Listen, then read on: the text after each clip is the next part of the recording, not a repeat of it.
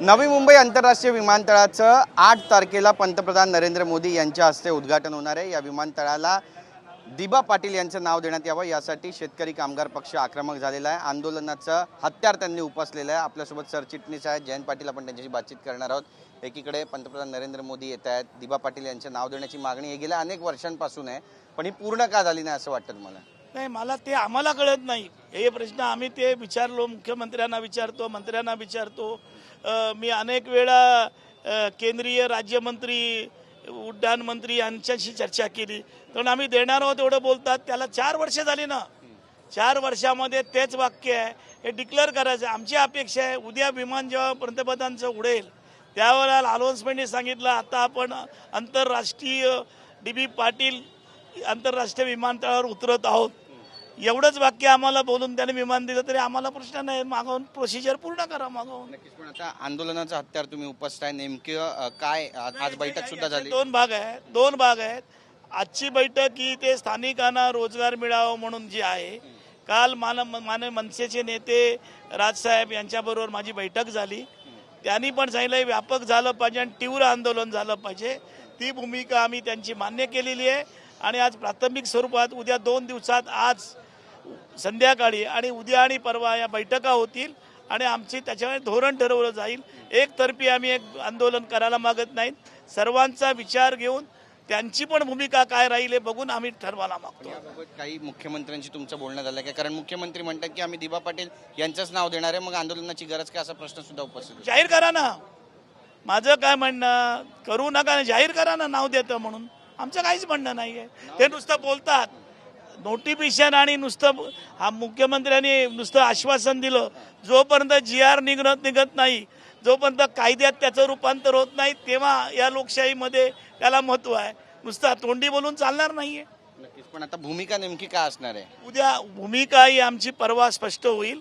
आंदोलन कशा प्रकारे आणि किती टप्प्यात आणि कशा प्रकारे करायचं, तर आज आमची पहिली बैठक झालेली आहे। आज संध्याकाळी पनवेलला परत होईल आणि उद्या परवा 2 दिवसात बैठका होणार आहे। पण आता देशाचे पंतप्रधान येतात, केवळ 4च दिवस राहिलेले आहेत, मग नेमकी भूमिका काय असेल आणि विमान सुद्धा उडायला सुरुवात होईल असं बोलताय? आम्हाला याप्रमाणे तिकडचे जे ऑपरेटर आहेत विमानाचे, ते तिथल्या स्थानिक लोकांना जवळ करायला माग नाही, ठराविक लोकांना नोकऱ्या द्यायला मागतायत, त्याला आमचा विरोध आहे। आमचं म्हणणं या ठिकाणची भूमिका स्पष्ट झाली पाहिजे, स्थानिकांना अग्रक्रम दिला पाहिजे आणि हा कायदा काय आम्ही बनवलेला नाही आहे, उद्योग खात्यानेच बनवलेला आहे। जेव्हा नवीन प्रोजेक्ट येईल त्या प्रोजेक्टमध्ये स्थानिक 80% जागा या स्थानिकांना मिळतील असं अनेकही आहे आपल्याकडे, तुम्हाला दाखवतो पाहिजे आता। पण मग धावपट्टीवर जाऊन बसणार तुम्ही, काय करणार नेमकी? काय भूमिका? उड्डाण किती झालं, मुख्यमंत्री पंतप्रधान येऊन गेले तरी आम्ही धावपट्टीवर बसू। एक राजकीय प्रश्न पण आहे। आज OBC समाजाची मोठी बैठक आहे सह्याद्री अतिथीगृहावर। जरांगे पाटील म्हणतायत की जो GR काढलाय तो परत घेणं शक्य नाहीये। वडट्टीवार म्हणतायत की 2 तारखेचा GR फडणवीसांनी मागे घ्यावा, आम्ही त्यांचा जाहीर सत्कार करू। समाजामध्ये काय भावना आहे? भावना म्हणजे हे आरक्षणाचे जोपर्यंत पर्सेंटेज वाढत नाही, 50%ची रद्द झाली पाहिजे हे आमचं म्हणणं आहे आणि 50%चे आरक्षण रद्द केलं तर आज तामिळनाडूमध्ये 82% आरक्षण आहे, तर हे असे सगळा प्रश्न मिटून जाईल। छगन भुजबळ यांच्या नेतृत्वात बैठक होते, काही ठोस निर्णय होईल असं अपेक्षित आहे असं वाटतं तुम्हाला? या बैठका खोट्या आहेत, सगळ्या या बैठका खोट्या आहेत, फसवणूक करतायत आणि समाजामध्ये भांडणं लावण्याचं काम चालू आहे। नक्कीच, पण मग भूमिका काय असेल समाज बांधवांची सगळ्यांची, काय असायला पाहिजे असं तुम्हाला वाटतं? आमचं म्हणणं आहे जे आरक्षण आहे ते OBCचं वाढलं पाहिजे आणि त्यामध्ये आरक्षण सर्व जातीच्या आणि सर्व धर्माच्या लोकांना एकत्र केलं। OBC आणि मराठा समाजामध्ये तेढ वाढते असं चित्र दिसतं तुम्हाला? वाटते ते वाढलं नाही पाहिजे, याच्यासाठीच आम्ही जास्त तीव्र भावना मी इथे व्यक्त करत नाही। हे जे चित्र चालू आहे वेगवेगळ्या समाजाचं, हे निवडणुकीसारखी साम्राज्य राज्य करतात असं मला वाटतं।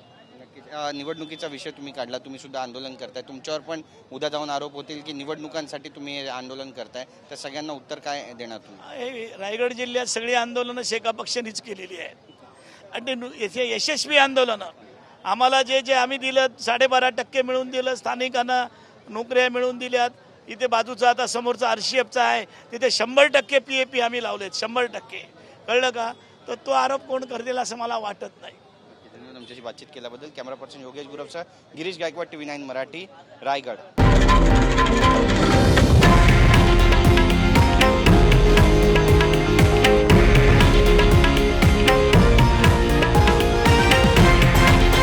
हे आहे देशातील नंबर 1 न्यूज नेटवर्क आणि आपण पाहत आहात TV9 मराठी, एकमेव.